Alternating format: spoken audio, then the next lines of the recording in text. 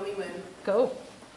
Okay, so my name is Thiers. I am the Director of Herbarium at the New York Botanical Garden, and I'm going to talk to you today about our work to digitize that herbarium. So for those of you who don't know, the New York Botanical Garden is located in the central North Bronx. It occupies 250 acres there. Next year we'll be celebrating our 125th anniversary. The garden was intended by its founders, who were hair botanists, Elizabeth and Nathaniel Britton, to be a center for learning about plants, both for the public, also through the gardens, and through the science program, which consisted of staff devoted to studying, all aspects of plants, and it built two very large collections, a library and a herbarium. The herbarium, which is now in this building, has about 7.5 million specimens, which makes it probably the second largest in the world. Nobody knows exactly how many collections they have, but probably the second largest in the world, next to Paris. This is a view of one of the floors of the inside of our new building, which was completed in 2002. The focus of our collections has always been on the plants of the New World, North and South America. I'll just pause and say, we went ahead and got started. All right. That was the consensus. Our emphasis was on the plants of the Americas. One of our flagship projects has always been the manual of the plants of the northeastern North America, originally by Britton and by Gleason, and then Gleason and Cronquist. Those books, and now it's under revision by Rod Noxie of our staff. The master specimens for those works are largely held here. But we've also had a very strong interest in the plants of the neotropics as well, especially the Caribbean and in Brazil, especially through the massive Progenital Flora Amazonica project that took place in the 70s and 80s. We collect all types of plants, not just flowering plants, but we have very large collections of fungi, algae, and bryophytes as well. So when I've been at the garden for about 34 years, and been the director for 15. And when I arrived, one of the things that struck me was, as well organized as the collection was, it's so limiting as to what you can actually, how you can extract information from it. You can do anything you want, you can find anything you want as long as it's based on the plant name. But suppose you want to know all the plants collected from 1821, or all the plants collected from Ecuador.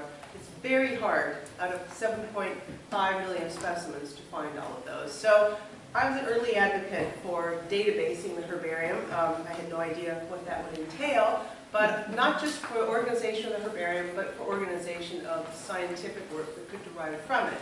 So in 1990, I got some people to agree with me. In 1990, this made its way into our first long-range plan that we should have a databasing program.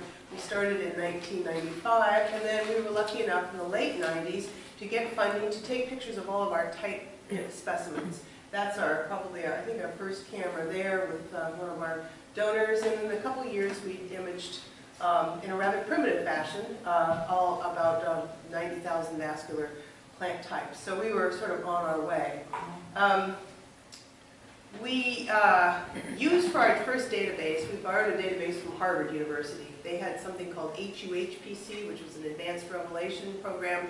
We called it NYPC and tweaked it for us and used it for a while. And even when we adopted it in '95, it was a DOS-based system, but DOS was on the way out, Windows was coming in. We knew it wouldn't last for a long time, so we also began developing an in-house system, which was pretty much a failure. It never actually went live. But we discovered commercial software, KE-EMU it was called, that actually fit our needs perfectly. We moved into that in 2004, and that was the happiest day for my career, because we could stop worrying about when the database was going to be done and start thinking about what we were going to do with it. That's what the database looks like. It still looks like this. I'm good and sick of it now, but we're about to move into, we're redesigning it so it'll have a brand new look. We also, in 2005, we were able to make a dedicated herbarium digitization center which helped a lot because after we did the types and we had a lot of positive feedback on how useful specimen images were, we thought really if we're going to repatriate data to the places around the world that we have the best collections of, it's our responsibility to give them images and not just the data. So we began with a project in Puerto Rico and imaged all of our Puerto Rican specimens, and then imaging just kind of became the routine thing we did after that. One of the reasons I mentioned I wanted to do databasing, not only just to organize the herbarium, but also because it would allow us to develop an entirely new type of publication program, electronic publications, where the scientists could combine their descriptions of plants, their illustrations with the specimens and maps, and make, full electronic publications, which could be updated as needed. And so that's what we've done. This is very much an ongoing thing. The best proponent of it has been Scott Moray, our specialist on Leucinthidaceae. He used to devote his whole career to that family, and now as he's retired, he's dedicated to putting everything he's ever done with it in that format, which is a great way to archive it. So again, we're kind of redoing the structure behind it, but it has allowed our scientists a way to meet the NSF requirement of publishing data as it's gathered, and have a way to get feedback from users too. So up until this point, although in the very early days of databasing, back in the early 80s, a lot of herbarians sat around and said, geez, could we all use the same software? How could we do this together? That never really went anywhere. It was all too early and everybody's needs were so different. So there was a period there where everyone kind of went their own way and assumed it would always be that way. But then a project came along that brought folks back together, and that was the Global Plants Initiative. This was a project funded by the Andrew W. Mellon Foundation, who decided that there should be a database, an image database of all plant types. And they started in Africa, and it was very strict, and it was not a democracy. You used a particular type of technology, camera, and there was no variation in the protocol, but you had all the money you wanted to do it. So Africa was the first, and then moved to Latin America, and then it became global. And this database today, which you can find at JSTOR Global Plants, has about 2 million types. It will probably reach 2.5 or maybe even 2.75 before all the data is ingested. The funding for this, which went on for about 10 years, is now finished, but they're still ingesting the types, and we're still hoping to add additional institutions even though there's no funding. But everyone was skeptical at first that this would work, but we all did manage to work together. We put our data all in a common database, and with really great success. So the whole idea that we could collaborate as a community to build something bigger than one of us could is very important, and I'll come back to why that is in a few slides.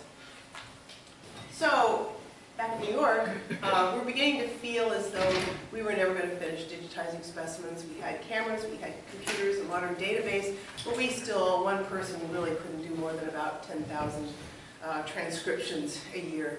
We thought, that's just not fast enough to serve what we need. So we began to experiment with rapid. What could we do to speed this up? We could already take images quickly, but how is this business of transferring the data, typing the data from the label into the database, how to make that faster? So 2 projects helped us make some progress there. The first one, the Brazilian digitization project, I mentioned we had these expeditions, Progenitor Flora and Neotropica, which allowed us for which we had field books of every single collector. We found that using the field books, we could very quickly create collection event records, basically collector number and then the collecting date locality for thousands of records, because there would be a header with that information and then a range of numbers. We could have a utility that would very quickly allow us to create the skeletal record. We also found we could go to the herbarium and barcode the specimens and just enter the name for a whole range of specimens very quickly. So we decoupled these 2 activities, and when both complete, we could just merge them based on collector number and get a full record. So that was great. Of course, it only works when you have field books.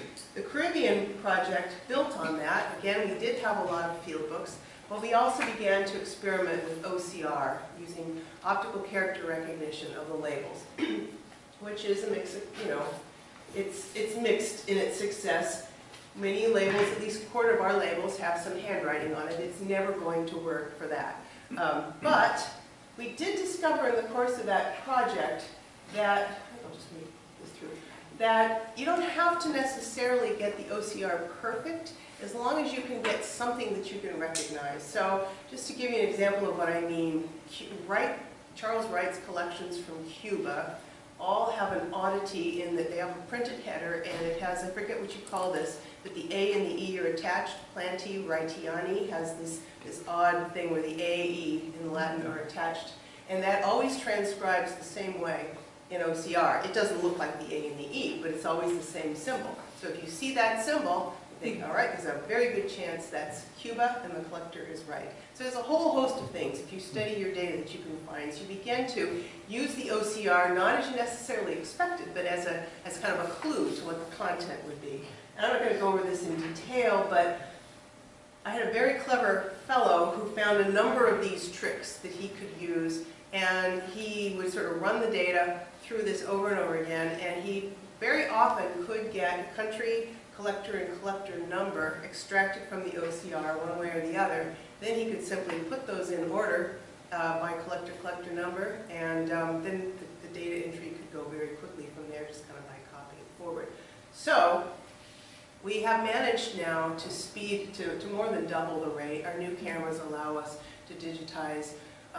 Some people can get up to 120 specimens an hour, and the transcription, it's totally project dependent, but we have achieved rates for some for 50 or even 100 transcriptions, depending on how the data are.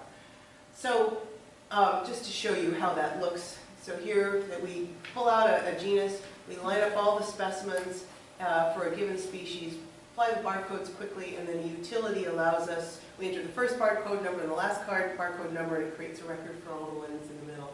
We have these cameras which allow us very rapid capture. It takes a picture of the barcode label and automatically transfers that into a number and puts it in the field. We've automated that. The transcription is still the slowest, but we continue to work on that. About this time, I think it was Janet who mentioned these digitization projects. These are all funded through the NSF's NEBC, Advancing Digitization of Biological Collections program. This started in 2010. They got a group of us together to say, what if we digitized all natural history collections in the country? How would that work? How could we do that? And so we talked about it, and sure enough, NSF started this program. It's $10 million for 10 years, started in 2010, and it'll go till 2020, maybe hopefully beyond. But it's really transformed the natural history community. Now there are all of these data projects available, techniques from everything from fossils to insects. Of course, plants are the easiest in that regard, are being digitized, and it's just an amazing time. And we've been lucky enough to take advantage of some of these. These are the projects we're working on now. There's the lichens and bryophyte digitization.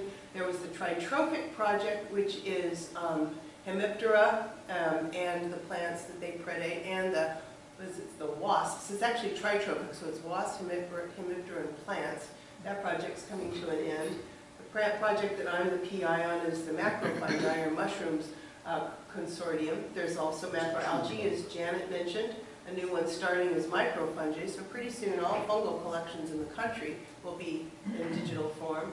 There's also the Great Lakes Invasive Program, and then New England Vascular Plants that we have just joined as kind of an appendix. So a herbarium, they offer these grants to consortia. If you have a collection with relevant collections, you can also join later as a supplement, kind of. So that's a great thing to take advantage of. So we're digitizing now, we're creating 30 to 40,000 images a month, which is great, but it's also a huge organizational burden because all those images have to be archived and stored and everything. But the best thing to me, this project came along at a time when the economy was pretty bad, and kids graduating from college didn't really have many job prospects.